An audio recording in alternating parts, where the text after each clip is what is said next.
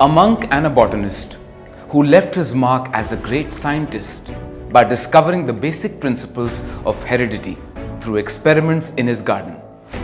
Today, he is known as the father of modern genetics. A brilliant researcher and a noted X-ray crystallographer who broke norms by being one of the few women in the field of research. Someone who was not considered equal by her male colleagues until she made a revolutionary discovery in the field of genetics and heredity.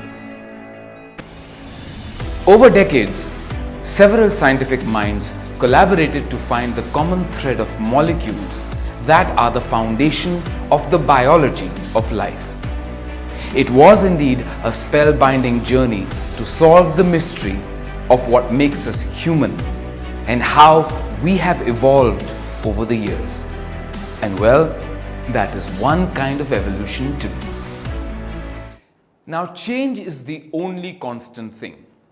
And as long as that change doesn't take us backwards, but only pushes us ahead, nothing like it. And mankind has also changed, or rather evolved over the years. Well, you have studied about reproduction in plants and animals. And if you remember, every organism reproduces either asexually or sexually.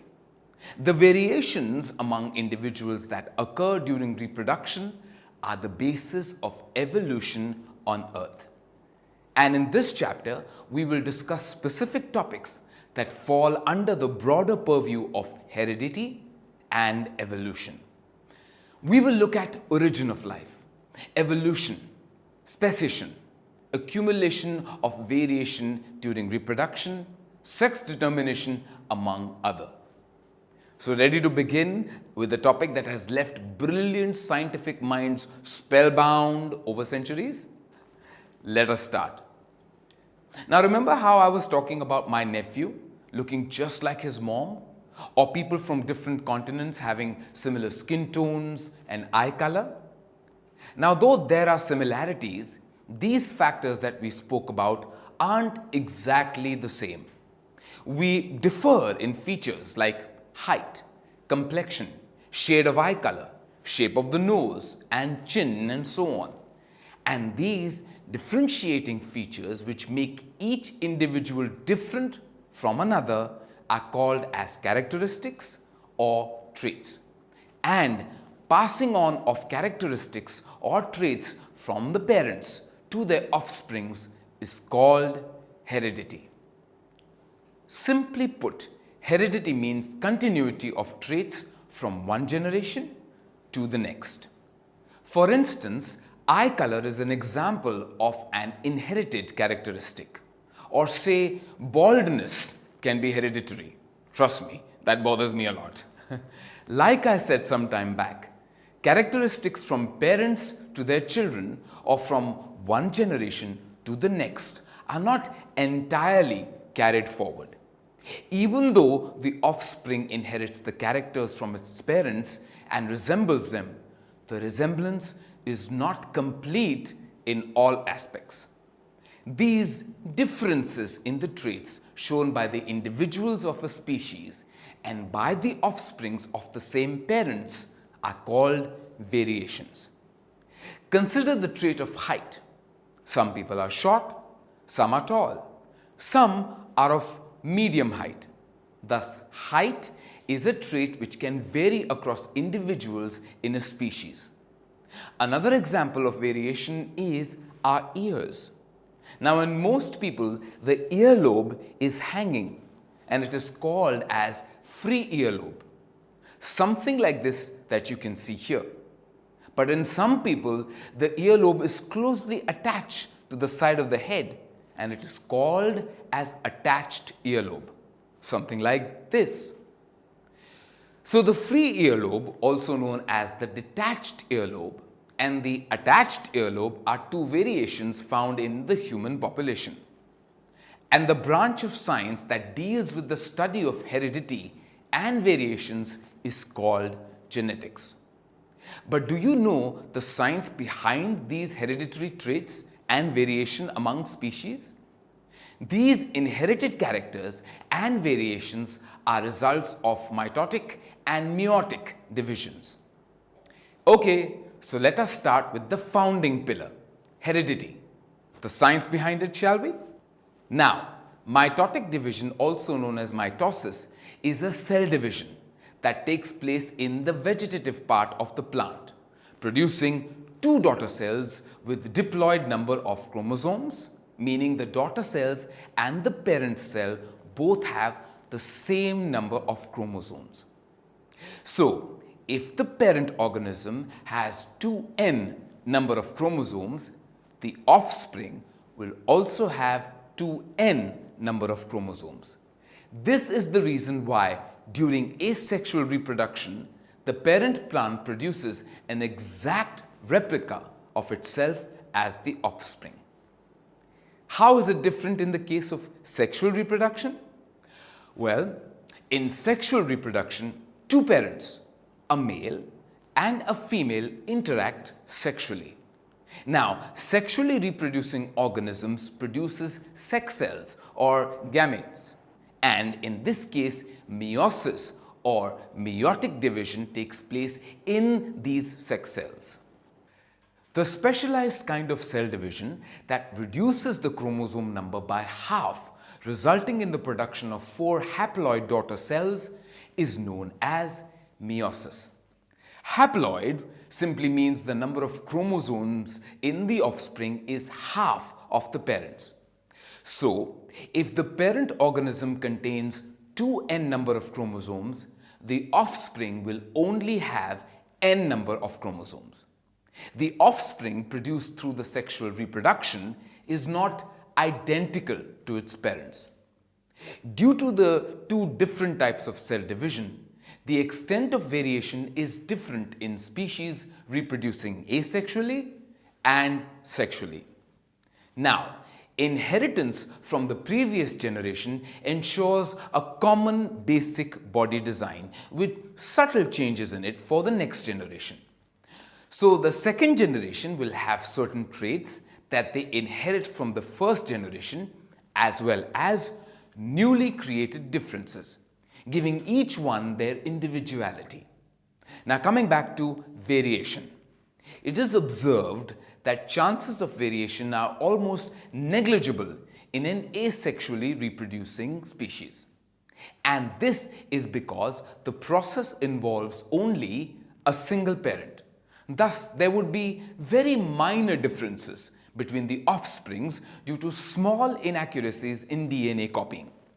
And also, this is due to the fact that asexual reproduction takes place mitotically. But in the case of sexual reproduction, there are much higher chances of diversity because the type of cell division is different. Do you remember what it is called? Yes, meiosis. Since the offspring produced after meiotic division carries two sets of chromosomes, chances of variation are very high. So, it is clear that the fundamental reason of variation is reproduction.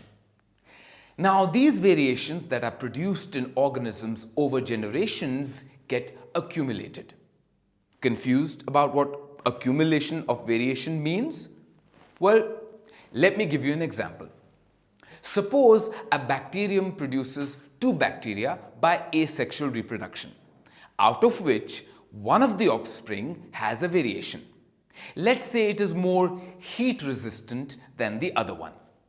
Now, this variation of more heat resistance will be passed on to the successive generations of this bacterium. And this will ultimately give rise to a variant of bacteria which will be highly heat resistant and able to survive even at very high temperatures. Depending on the nature of variations, different individuals would have different kinds of advantages. The most important advantage of variation is that it increases the chances of an organism's survival in a changing environment. Consider the example of mosquitoes. There was a time when they would die with the use of mosquito repelling coil. But these days, Sometimes even the strong repellents fail to keep them at bay. Basically, their survival instincts have developed over generations. At the very start of this video, you met a monk and botanist who changed the face of genetics back in the day. His name was Gregor Mendel. Did you recollect? Well, Mendel performed an experiment to explain the transmission of characteristics from parents to their offspring. But before we dive into that, we should know the meaning of some terms such as chromosome, gene, dominant gene, recessive gene, alleles, genotype, phenotype, F1 generation, F2 generation, and some others. A lot, right? So let us begin, shall we? Let us start with the term chromosome. This term is derived from the Greek words chroma, which means color, and soma, which translates to body. Scientists have aptly given this name to chromosomes because of their structure and because they are cell bodies that are heavily stained by some colorful dyes used in research. Chromosome is a thread-like structure present in the nucleus of a cell. Different organisms have different number of chromosomes in their nuclei. These chromosomes are made up of proteins and a single smaller unit of genetic material called as DNA, which stands for deoxyribonucleic acid. Now, DNA is a molecule that carries the genetic instructions used in the growth, development, functioning, and reproduction of all known living organisms. The DNA molecule has the appearance of a spiral-shaped ladder, and this shape is called the double helical structure. Now we know that a ladder has steps or rungs, right? The steps of the DNA ladder are made up of 4 bases. Adenine, represented as A, guanine, represented as G, thymine, represented as T, and cytosine, represented as C. A stretch or section of the DNA is known as genes. The body reads these genes and the sequence of the 4 bases, which serves as a recipe to build proteins and confer a trait to the offspring. These genes are organized and packaged in chromosomes. Do you know how many chromosomes we have? Want to take a guess? Well, to start with, chromosomes are bundled in pairs, and humans have 23 pairs of chromosomes, and these are homologous pairs. And what does that term mean? It means that they contain the same genes present at the same places along their length. Genes are the units of a chromosome that serve as a basic unit of heredity. They govern the synthesis of one protein that controls a specific character of an organism. In simple words, genes control the characteristic an offspring will have. Tutormate for more amazing video lectures. Download the free app on the Apple App Store or the Google Play Store.